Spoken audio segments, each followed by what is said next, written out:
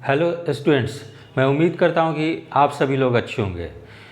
67वीं BPSC प्रारंभिक परीक्षा 30 सितंबर 2022 को आयोजित होने वाली है, यानी कि परसों आयोजित होने वाली है। आज जो है 28 सितंबर 2022 है और मैं आज आप ये दोपहर में 12 बजे ये वीडियो बना रहा हूँ।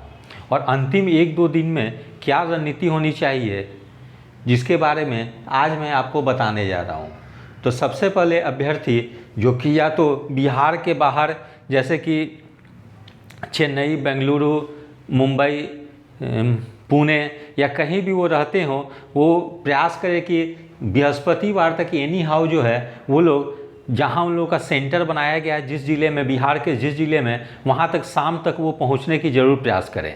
ऐसा ना करें कि कुछ लोग का 2 घंटे का डिस्टेंस है तो वो लोग फ्राइडे को मॉर्निंग में निकले। ऐसी गलती ना करें।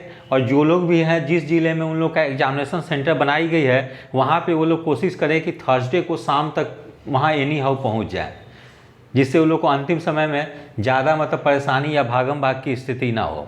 तो आज जैसे वेडनेसडे है, तो आज क्या करनी चाहिए, अंतिम समय में करेंट अफेयर्स और बिहार स्पेशल को सरसरी निगाह से देख लेनी चाहिए। ठीक है, एक क्विक रिवीजन कर लें। पहले तो सभी लोग पढ़े ही होंगे, क्योंकि ये 2 सेक्शन से क्वेश्चंस ज़्यादा आते हैं, इसलिए करेंट अफेयर्स और बिहार स्पेशल ये 2 चीज़ को ज़रूर से देख लेंगे अंतिम समय में। उसके अलावा क्या करेंगे, थर्सडे को जैसे कि इवनिंग में लोग पहुंच जाते हैं वहाँ पे अपने एग्ज़ाम डिस्ट्रिक्ट में, तो फिर थर्सडे को ज़्यादा लेट नाइट तक स्टूडेंट लोग स्टडी नहीं करेंगे। ठीक है, क्योंकि कई बार क्या होता है कि लोग एग्ज़ाम की एक दिन पहले लेट नाइट तक स्टडी करते हैं, जिसके चलते वो लोग रात को ठीक से सो नहीं पाते हैं, और उसका जो प्रभाव जो होता है वो एग्जामिनेशन हॉल में जो परफॉर्मेंस जैसी होनी चाहिए वैसी नहीं हो पाती है। ठीक है, एग्ज़ाम में रात में अच्छी तरीके से नहीं सोने के कारण सर जो है काफ़ी, या आँख जो होते हैं काफ़ी थकी थकी सी लगती है और बेहतर प्रदर्शन नहीं कर पाते हैं।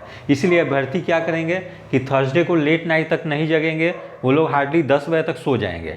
ठीक है, उसके बाद फ्राइडे को क्या करेंगे, अर्ली मॉर्निंग उठेंगे, फ्रेश होने के बाद वे लोग 5 से 10 मिनट तक योगा कर लेंगे। ठीक है, उससे क्या होगा कि मन जो होगी शांतित रहेगी। ठीक है, क्योंकि कई बार होती है कि एग्ज़ाम के 1-2 दिन पहले काफ़ी ज़्यादा घबराहट बढ़ जाती है और लगता है कि मैंने जो भी पूर्व में पढ़ा है सब कुछ मैं भूल गया हूँ। और ख़ास कर इस ढंग की परेशानी उन स्टूडेंट्स के साथ ज़्यादा आती है जो कि पिछले 2-3 एग्ज़ाम से 1-2 नंबर या 3 नंबर से फेल कर जा रहे हैं। ठीक है, तो जो लोग असफल हो जा रहे हैं उन लोगों के सामने ये समस्याएं बहुत ज़्यादा आती है कि एग्ज़ाम के कुछ दिन पहले, 1-2 दिन पहले काफ़ी ज़्यादा घबराहट होती है कि मैं सब कुछ भूल गया हूँ। तो वैसी स्थिति में वे लोग पॉजिटिव एटीट्यूड रखें और अपने आप को मोटिवेट करें कि मैंने जो पूर्व में जो पढ़ा है प्रश्न वहीं से आएंगे। ठीक है, तो इस ढंग से अपने आप को मोटिवेट करें। उसके बाद क्या करें कि जैसे फ्राइडे को यानी 30 सितंबर 2022 को एग्ज़ाम है, तो अर्ली मॉर्निंग में आप योगा कर लें। वो उसके बाद तैयार होकर हल्का ही नाश्ता करें, ज़्यादा नाश्ता ना करें, हल्का नाश्ता करें। और एग्ज़ाम जो होगी 12 बजे से है, लेकिन 11 बजे तक ही आपको एंट्री दी जाएगी कैंपस में। इसलिए इस चीज़ को एकदम अच्छे तरीके से याद रखेंगे स्टूडेंट लोग कि 11 बजे तक एनी हाउ एंट्री कर जानी है आपको कैंपस में, जहाँ भी आपको सेंटर बनाई गई है। इसीलिए आप लोग टारगेट रखेंगे कि 10 बजे तक हमको एग्जामिनेशन सेंटर पे पहुँच जानी है। नहीं, चूँकि परीक्षा जो है 30 सितंबर 2022 यानी शुक्रवार और वर्किंग डेज के दिन हो रही है, तो उस दिन ऐसे भी होती है कि ट्रैफिक काफ़ी ज़्यादा रहती है सड़कों पे, क्योंकि ऑफिस खुली रहती है, स्कूल भी खुली रहती है, तो काफ़ी ज़्यादा सड़क जाम होने की संभावना रहती है। तो वैसी स्थिति में क्या करेंगे स्टूडेंट लोग कि अर्ली मॉर्निंग ही थोड़ा सा 8 से 8:30 तक कोशिश करेंगे कि जहाँ वो रुके हैं वहाँ से वो निकल जाएँ। ठीक है, और एग्जामिनेशन सेंटर पे एनी हाउ 10 बजे तक वो लोग पहुँच जाएँ, क्योंकि 9 बजे के बाद क्या होती है कि रोड पे ट्रैफिक बढ़ जाती है। और उस दिन ऐसे ही काफ़ी ज़्यादा आपको रोड पे भीड़ मिलेगी, क्योंकि एक तो वर्किंग डेज है, तो बहुत सारे स्कूल जाने वाले, ऑफिस जाने वाले लोग रहेंगे। उसके अलावा जो है कि बहुत सारे स्टूडेंट्स जो है कि एग्ज़ाम देने जाएंगे। इस बार स्टूडेंट्स की संख्या भी काफ़ी ज़्यादा है, इसलिए आपको सड़कों पर ट्रैफिक ज़्यादा मिलेगी। इसीलिए आप समय से पहले ही, 2 घंटा पहले ही आप निकल जाएँ घर से, और कोशिश करें कि एनी हाउ जो है कि 10 बजे तक हम वहाँ पहुँच जाएँ, क्योंकि 11 बजे के बाद जो है 11 बजे ही किसी को एंट्री नहीं मिलेगी। ये मैं बार बार रिपीट कर रहा हूँ।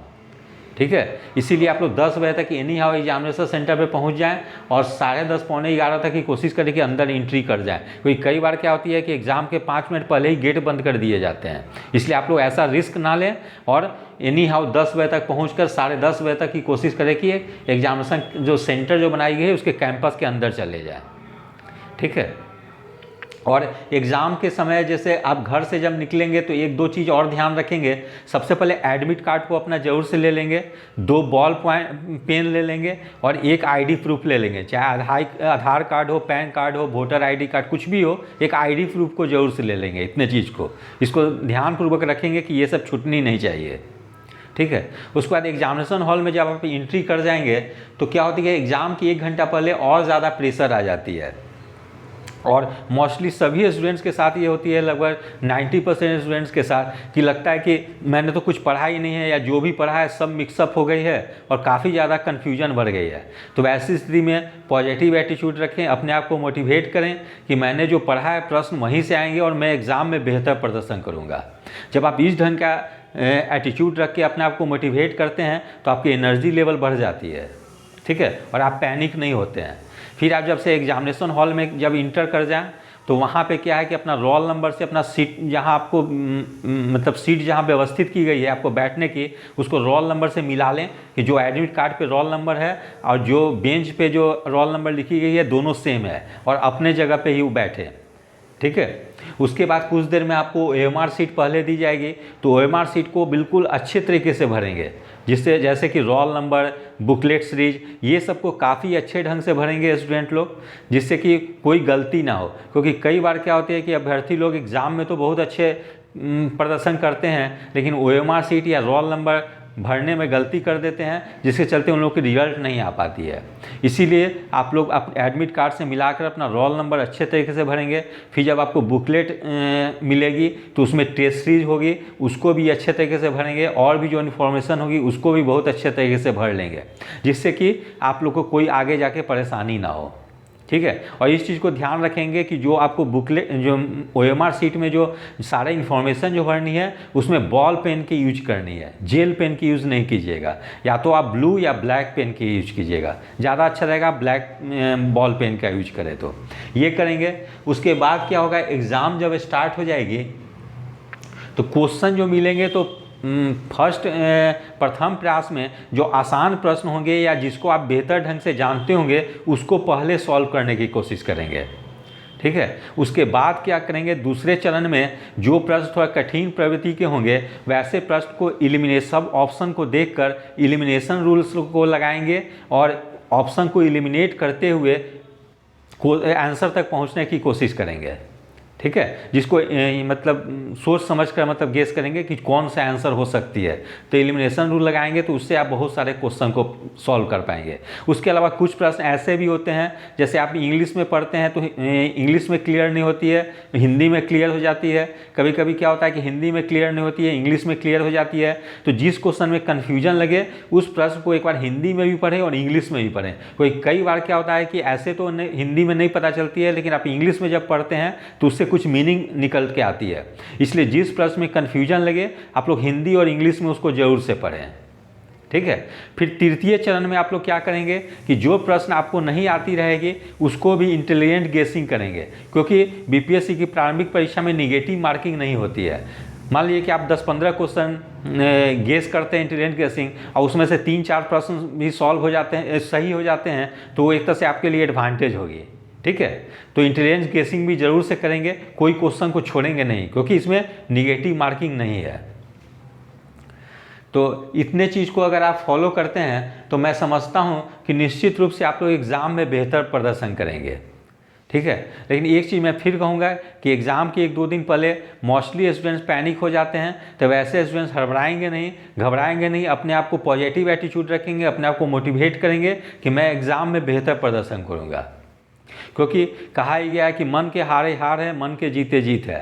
क्योंकि मेरे एक स्टूडेंट हैं, वो 2 बार बीपीएससी का इंटरव्यू दे चुकी हैं, लेकिन बाई चांस उनका 2 बार से बीपीएससी की पीटी गड़बड़ा जा रही है, क्योंकि उनकी शादी भी हो चुकी है और फैमिली रिस्पॉन्सिबिलिटी काफ़ी ज़्यादा बढ़ गई है। तो मैं उनसे बात कर रहा था कि इस बार एकदम शांतित होकर अच्छे से कॉन्फिडेंस के साथ एग्ज़ाम दीजिएगा। तो काफ़ी ज़्यादा वो मतलब घबराई हुई थी कि सर मेरा 2 बार पीटी नहीं हुआ। हम कहे पिछला जो परफॉर्मेंस कैसा रहा उसको भूल जाइए आप, अभी अपने आप को मोटिवेट कीजिए और अच्छे तरीके से सोचिए कि मैं इस बार बेहतर एग्ज़ाम में प्रदर्शन करूँगा। जब आप अच्छा सोचते हैं तो अच्छी रिजल्ट भी आती है। तो मैं उम्मीद करता हूँ कि मेरे द्वारा जो बताई गई है अंतिम समय आप लोग को क्या फॉलो करनी चाहिए, यदि आप लोग इसको फॉलो करते हैं तो निश्चित रूप से आप लोग को इससे लाभ होगी और एग्ज़ाम में किसी ढंग से परेशानी नहीं होगी। और इस चीज़ को मैं अंत में फिर रिपीट कर रहा हूँ कि 30 तारीख यानी फ्राइडे को इस बार प्रारंभिक परीक्षा की तिथि निर्धारित की गई है। उस दिन वर्किंग डेज है, इसलिए आप लोग को ट्रैफिक काफ़ी ज़्यादा मिलेगी। इसलिए समय से पहले एग्ज़ाम सेंटर पर पहुँचने का प्रयास करेंगे, क्योंकि 11 बजे के बाद 11 बजे ही समझिए कि आपको कोई एंट्री नहीं दी जाएगी। इसलिए एनी हाउ बना लें कि 10 बजे तक पहुंच जाएं। और कभी भी अगर आप जहां पे अभी रुके हुए हैं वहां से एग्ज़ाम सेंटर का डिस्टेंस अगर 1.5 से 2 घंटा का भी है तो रिस्क ना लें कि फ्राइडे को मॉर्निंग में हम निकलेंगे।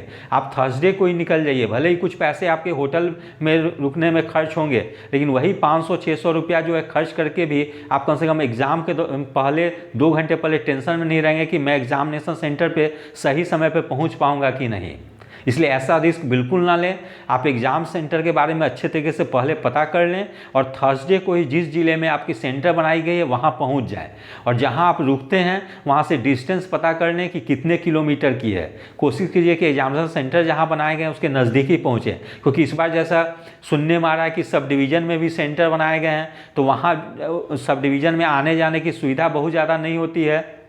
जैसे मेरे कुछ स्टूडेंट्स ही बता रहे थे कि डुमरांव, बक्सर जिला का डुमरांव सब डिवीज़न में सेंटर उनका बनाया गया है, तो वो जो होते हैं डिस्ट्रिक्ट से काफ़ी दूर होते हैं, 25-30 किलोमीटर दूर होती है, तो वैसे जगह पहुंचने में आपको काफ़ी कठिनाई होगी।